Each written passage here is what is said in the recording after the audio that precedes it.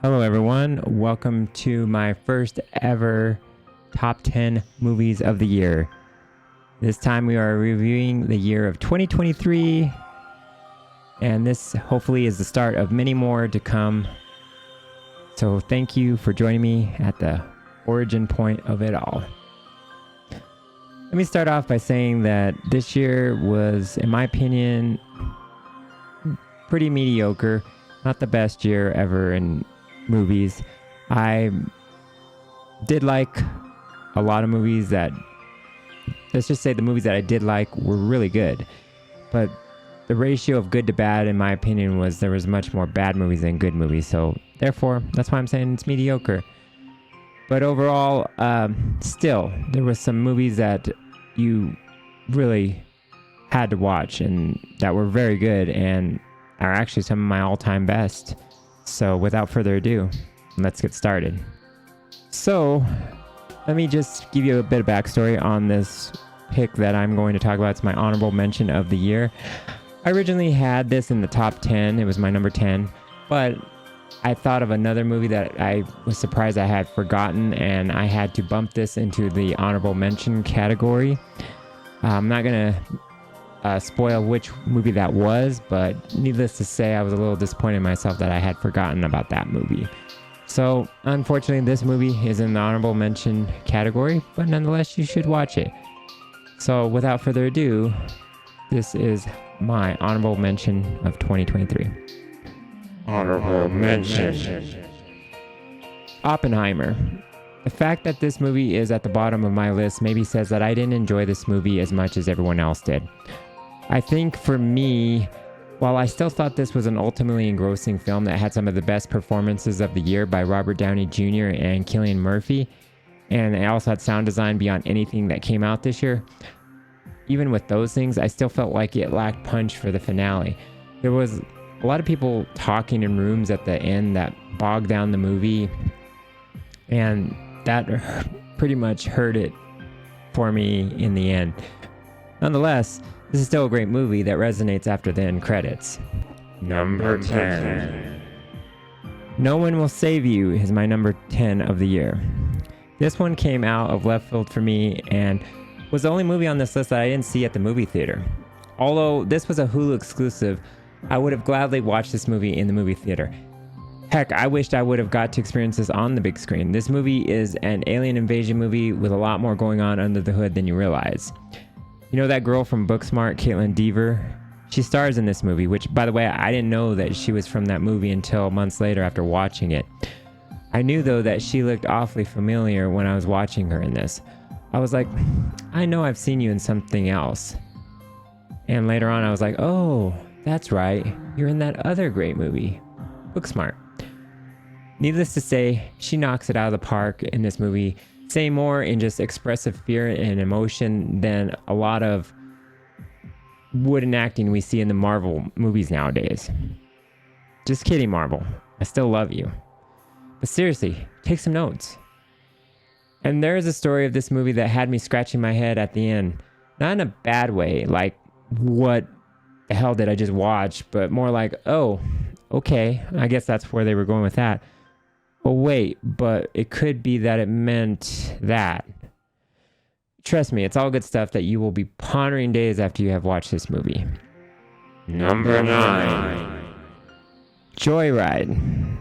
This is the movie that had me cracking up the most in 2023. Without a doubt, the best comedy of the year.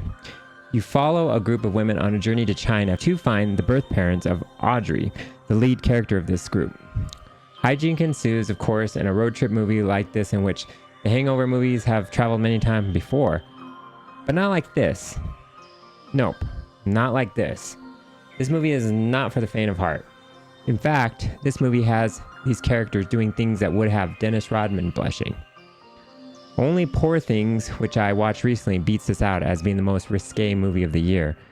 The fun is in the journey and not the destination, and this movie sings that loud and clear to the rafters. Although, the ending has an endearing and emotional gut punch that I didn't see coming, and that is just icing on the cake. Number 8.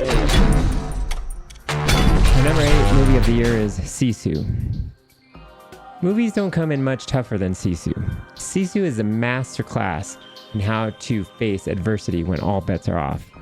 That singular moment when you're looking down the barrel of a gun and you respond with an axe to the head of a Nazi general.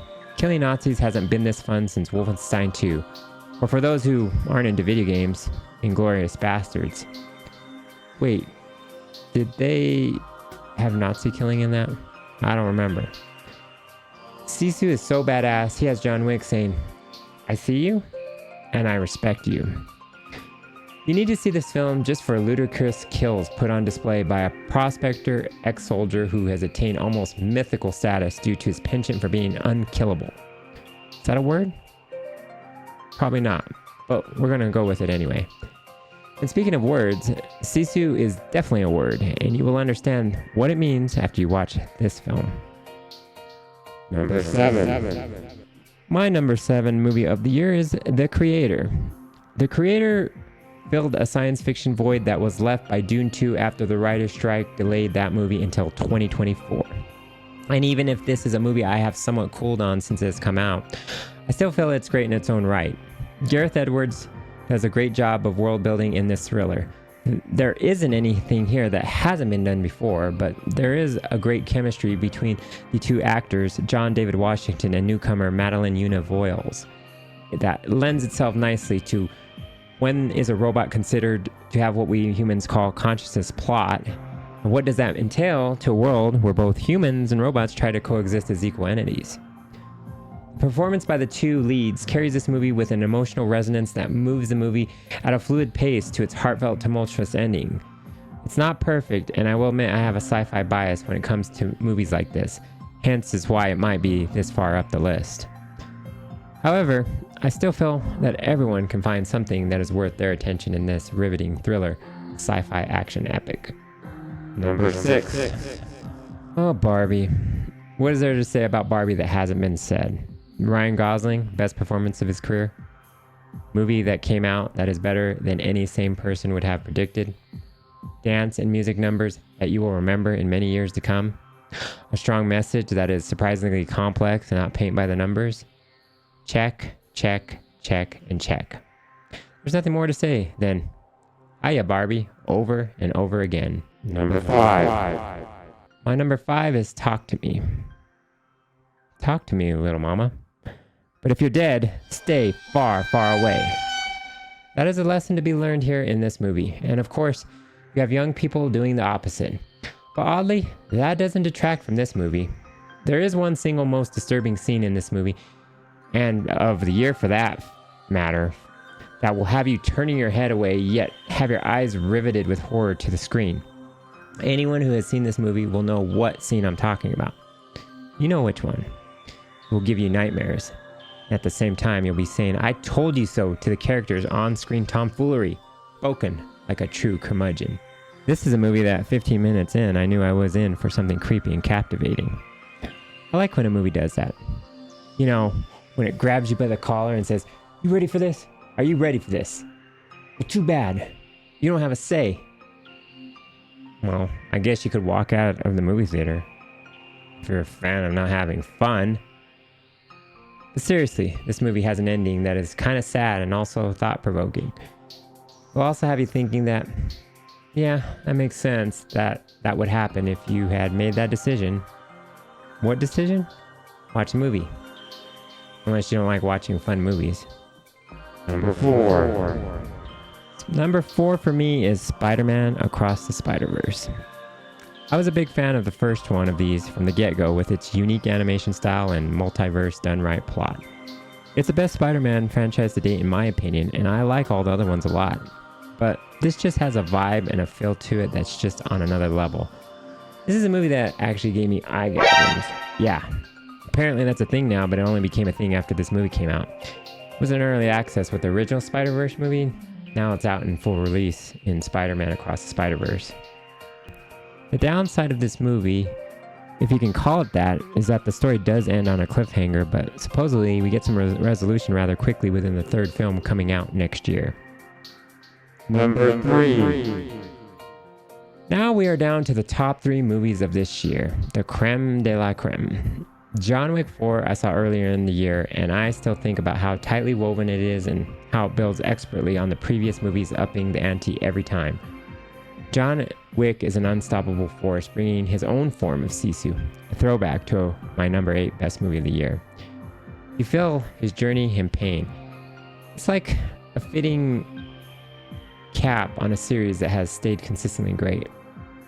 And now whether it continues, that's up in the air, but I'm not against it. Number 2. Now honestly, this is a movie you need to experience with as little backstory as possible. I'm talking about Poor Things. This is a movie that is strange and delightful from beginning to end. This movie is like a cross between Beetlejuice, Frankenstein, and also a little bit of Barbie thrown in. They are all put in a blender and surprisingly come out in a tasty concoction that will intoxicate you with the backdrop of a movie that is like a cyberpunk future mixed with Victorian sensibilities. It's highly sexual, but intimate, and it's a story about growing up and how the things that are important to us changes as we grow older. It's also a story about the importance of making mistakes and how that is crucial to understanding the world we live in. In addition, it's about how living through the grime of life can clean our soul in ways that living unhindered with no adversity can only stain our soul. Heavy stuff. Oh, and Emma Stone and Mark Ruffalo are not too shabby in bringing this story to life. Oh, and you know that upstart actor? I think his name is Willem Dafoe. He's pretty good as well. I'm just saying. Number 1. Godzilla Minus One is my number 1 movie of the year. And now for a movie that showed how it's done in a clinical way that only Japan can do. This is how you put out a blockbuster. Not with A-list actors and using a budget on par with a third world country gross national product to finance it. No, you put actors who act with real world emotion, and then you put a true nemesis like the titular Godzilla as their antagonist. You show the true force of Godzilla as this freak of nature, and you put that against the human perseverance to survive through the toughest of odds. Then you set it against the war-torn, ravaged land of Japan during World War II with the iconic Godzilla theme of the original classic booming menacingly in the background. You show the insurmountable odds of the human spirit inherent in the centerpiece kamikaze pilot and his nuclear family that you root for until the end. This is a true masterpiece, and dare I say it, I almost shed a tear watching a Godzilla movie. I never thought I would see the day that I would do that. Godzilla Minus One is awesome, and it is my number 1 movie of the year. Well, there you have it, guys. That's my top 10 movies of 2023. What were your top 10 movies of the year? Top 5, top 3. What was your number 1 movie of the year? Just let me know. If you want to let me know your 10 worst, you can do that too. If that's your thing, you can do that. Either way, I'd like to hear from you. And also, if you can like and subscribe, I'd appreciate that too. And guys, have a happy new year. Stay safe. And I will see you next year. See ya. Bye.